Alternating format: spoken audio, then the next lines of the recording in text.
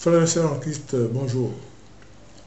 Les messagers de Christ, serviteurs de l'Éternel, le frère Sari, évangéliste conférencier, la prophétesse Marie Béni vous retrouve pour une séance d'exhortation prophétique. Car ces temps-ci sont des temps difficiles où Satan est à l'œuvre, Satan est dans la tromperie, des faux prédicateurs sont partout, des climats toxiques sont instillés dans le corps de Christ et même dans la société, dans les couples. Et c'est pour ça que nous allons vous présenter une exhortation prophétique de la prophétesse Marie Béni pour que Dieu nous exauce, que Dieu nous vienne en aide et que Satan s'éloigne et ses actions soient anéanties. Amen. Amen. D'accord. Alors, mes bien-aimés, shalom à vous, là où vous vous trouvez en ce moment. Nous allons passer un petit moment dans la présence du Seigneur. Nous allons faire une petite exhortation, comme l'évangéliste l'a dit, pour les femmes, les hommes, pour leur dire, pour les exhorter, leur dire que on n'a pas besoin des dieux étrangers pour que votre mari vous aime ou que votre femme vous aime. C'est juste un don de Dieu. Alors nous allons prendre un passage dans la Bible, Ésaïe 47, verset 12 à 12 à 14. Alors l'évangéliste va vous lire cela. Parole du Seigneur. Reste donc au milieu de tes enchantements et de la multitude de tes sortilèges, auxquels tu as consacré ton travail dès ta jeunesse. Peut-être pourras-tu en tirer profit, peut-être deviendras-tu redoutable. Tu t'es fatigué à force de consulter, qu'il se lève donc et qu'il te sauve. Ceux qui connaissent le ciel, qui observent les astres, qui annoncent d'après les nouvelles lunes ce qui doit arriver. Parole du Seigneur. Amen. Alors, mes bien-aimés, Dieu d'Abraham, Dieu d'Isaac et Dieu de Jacob est ton seul guide dans tout ce que tu fais. Tout ce que tu fais, tu dois mettre d'abord Dieu devant. Tous les couples sont confrontés à un jour ou l'autre à des difficultés. Cela est tout à fait normal. Les crises, les disputes, les conflits en font partie. Les raisons sont multiples. La gestion de l'argent, l'infidélité, la jalousie, tout dans des conjoints, la belle famille, les enfants, tout cela fait partie de tout ce qui peut arriver dans les couples. Ne pensez pas que vous êtes seul à rencontrer des difficultés dans votre couple. Tout le monde rencontre des difficultés, que ce soit par rapport à tout ce que je viens de citer ou autre. Il y a d'autres conflits aussi. La seule chose importante à retenir est que ce n'est pas une fatalité. Vous pouvez vous en sortir si vous décidez. Vous pouvez vous en sortir. La décision d'être heureux dans votre couple vous appartient. Vice-versa, les deux. La différence réside dans la capacité du couple à faire face au conflit. Il n'y a pas de couple parfait. Ça n'existe pas. Voilà, comme j'ai dit, dans la capacité à faire face aux conflits, aux différences et aux crises de couple. Analysez vos différences. Parce qu'on n'est pas toujours compatible, à comprendre les incompatibilités. Parce qu'il peut y avoir des incompatibilités. On n'est pas des jumeaux, même des jumeaux, même je ne pense pas qu'ils sont compatibles dans tout.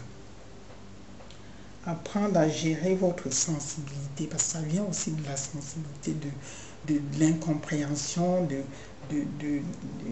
voilà, de la sensibilité dans ces moments délicats, parce que c'est des moments délicats qu'on passe quand il y a des conflits, quand il y a des mésententes, quand il y a des choses qui ne vont pas. C'est ça qui fait ce qui est vraiment cela. Je ne sais pas si l'évangéliste veut rajouter des choses, s'il a des choses à dire.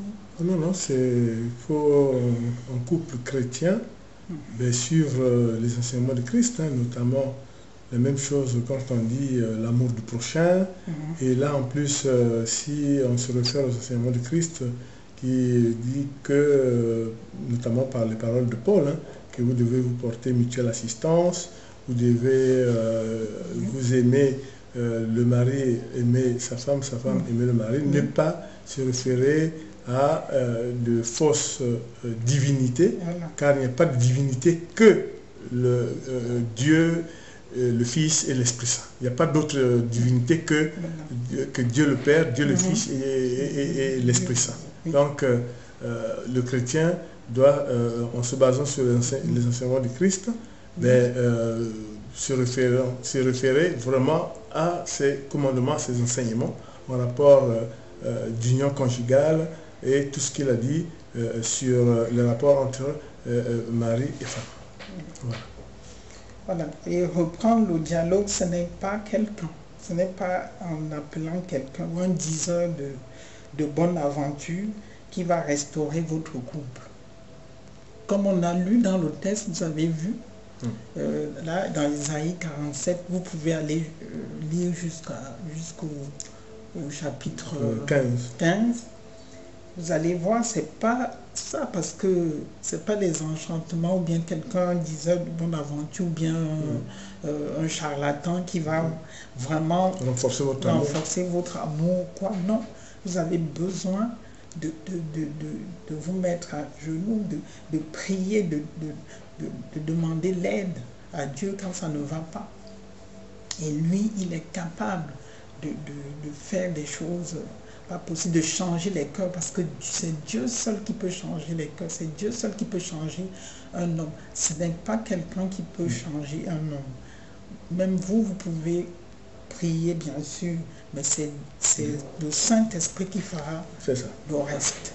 Vous êtes là pour donner vos doléances et tout ça, mais après, c'est plus vous qui dirigez, c'est le Saint-Esprit, l'Esprit Saint qui prend le total contrôle et puis qui touche les cœurs, qui change les personnes.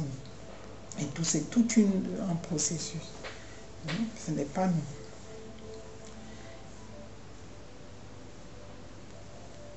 Voilà. Il y a de l'amour dans les couples qui rencontrent des difficultés, mais il faut savoir le gérer. Parce que parfois il y a de l'amour, mais c'est plutôt d'autres, c'est l'incompréhension. Parfois c'est des trucs qui ne... des choses qui n'en valent même pas la peine, des conflits même qui n'ont ni tête ni queue, hein, qui peuvent... parce qu'on vit dans un monde où on est vraiment tout le temps stressé, on court dans tous les sens, on travaille, on est vraiment parfois débordé, on est nerveux, donc il peut avoir... On n'accorde pas assez de temps à l'essentiel. Voilà. Ça aussi. Et puis il y a un petit mot de travers qui peut prendre des proportions pas possibles parce qu'on n'était pas... voilà. Bien, et puis voilà, et puis il faut savoir aussi demander pardon aussi. D'abord demander pardon aussi quand on sait qu'on a tort. Et puis, mais ce n'est pas parce qu'on va aller voir un charlatan ou bien un marabout ou bien je sais pas quoi que il fera des miracles. Et Dieu n'est pas dedans. Quand vous êtes dans un couple comme ça, non, Dieu non, il ne va pas intervenir dans ces histoires parce que ça vient pas de lui. Voilà, et puis savoir dialoguer, comme j'ai dit, savoir anticiper aussi. Ouais. Il faut savoir anticiper, savoir que là, il y a un problème ou bien... Voilà, parce qu'on peut être fatigué, on peut être mal, on peut avoir un souci, peut-être qu'on ne veut pas toujours, ou bien on ne sait pas comment l'exprimer à son conjoint, et puis lui, bah, il va se dire, il y a quand même quelque chose, voilà, c'est anticipé. Alors je laisse aussi l'évangéliste parler aussi de... Oui, voilà, non, mais ce qui est vrai, c'est que entre chrétiens, ça devrait être compréhensible que vous, en cas de difficulté, que la première chose à faire, c'est essayer de régler ça en tout amour, en toute amitié, par la prière aussi, l'un et l'autre, et faire des références à des textes bibliques, et notamment des textes d'exhortation de la, je dirais, du don de Dieu pour que l'Esprit Saint vienne en vous, l'Esprit Saint qui est clairvoyant, l'Esprit Saint qui vous donne la clairvoyance nécessaire pour apprécier la situation et les difficultés que vous avez. Nulle part et en aucun moment vous devez avoir une référence à quelques textes autres que les textes bibliques de Dieu, référence à des divinités quelconques, comme le dit le texte d'Isaïe, parce que toutes ces divinités, c'est Satan en personne. Mais Satan, vous savez, tapis dans l'ombre, ne cherche que le moment propice pour saquer, ne cherche que le moment propice pour avoir une proie pour broyer. C'est un faux prince de lumière et qui effectivement peut se présenter à vous, présenter des solutions qui sont mirabolantes, alors que ce n'est pas des vraies solutions qui vont aller vers votre abîme, votre destruction et l'anéantissement de votre couple. C'est très important. Donc, inspirez-vous notamment des textes sur le mariage, des textes sur le sacrement du mariage, dans les épîtres de Paul, dans l'acte des apôtres, et puis dans tous les 4 évangiles, vous avez ce que Dieu dit, ce que Jésus enseigne sur l'amour et notamment sur le mariage en tant que sacrement. Mais au-delà du mariage en tant que sacrement, c'est l'amour entre un homme et une femme en tant que tel. Hein? Donc, ayez toujours la capacité de transcender les difficultés et même Paul, notamment, donc parlant, et c'est la parole de Dieu, pour d'autres choses, notamment par exemple, pourquoi Paul disait, notamment à Corinthe et dans certaines autres villes, il se posait la question pourquoi le nombre de plaintes est-il aussi élevé parmi les chrétiens au niveau des tribunaux civils. Et vous vous souvenez de cet aspect, et Paul disait, si vous avez des sages dans vos églises, c'est sûr que vous arriverez à vous en sortir. Et c'est très important. Cela veut dire quoi? Ça veut dire que aussi, vous pouvez très bien, dans la sagesse, soit se rapporter à d'autres croyants qui sont plus expérimentés en matière. Hein. Vous savez, les chrétiens qui sont de tout milieu. Vous avez des chrétiens qui sont enseignants, vous avez des chrétiens qui sont sociologues, vous avez des chrétiens qui sont infirmiers, vous avez des chrétiens qui sont des agents de services sociaux. Donc vous avez toujours des chrétiens parmi vous qui ont des capacités ou des compétences à régler tel ou tel problème, telle ou telle difficulté. Référez-vous à ça et c'est ça que Dieu veut dire, notamment par ce que Paul dit, que si vraiment des gens sages, on n'aurait pas autant de plaintes dans les tribunaux civils des chrétiens. C'est très important. Voilà. Et puis si on croit qu'il n'y a que l'amour, il n'y a pas que l'amour, hein, parce que bien sûr on peut s'aimer mais avoir aussi des conflits autres. Oui. Hein? C'est pas parce qu'on est amoureux que tout est rose et puis qu'il n'y ait pas d'autres des choses. Il y a beaucoup de choses qui peuvent intervenir, des problèmes qu'on n'a pas pu, des problèmes irrésolus, voilà, non résolus, des choses qu'on garde depuis des années et tout ça, qui nous suivent et tout ça. Et puis voilà, ça peut aussi être qu'on a des problèmes avec sa propre famille, ouais, qui peut aussi un peu entacher votre couple, tout ça, bien sûr. Alors il y a tout ça, c'est pour ça que on est aussi ensemble pour pouvoir toujours être là pour épauler l'autre. Puis on peut aussi traverser des moments de tristesse. On a perdu quelqu'un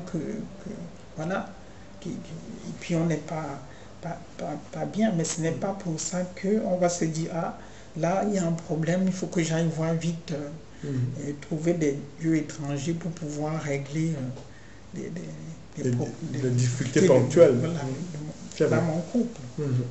C'est pour ça qu'il faut vraiment que Dieu soit vraiment le socle vraiment de votre union pour pouvoir vraiment avancer. Alors ce soir, on prie que vraiment dans tous les couples, qu'il y ait vraiment une restauration, que vraiment vous puissiez vraiment demander à Dieu d'intervenir dans votre couple, qui vous restaure, que tous les couples du monde entier, quoi qu'il arrive, quoi qu'il y ait comme problème, qu'ils puissent trouver la solution, qu'ils puissent vraiment avancer ensemble, qu'il y ait vraiment moins de séparation, moins de divorce dans le monde entier, et puis que les personnes sachent que c'est Dieu seul qui peut vous aider, pas les dieux étrangers. Amen. Amen. Alors soyez bénis, que la faveur et la grâce de Dieu vous accompagnent dans tout ce que vous faites, au nom puissant de Jésus. Amen.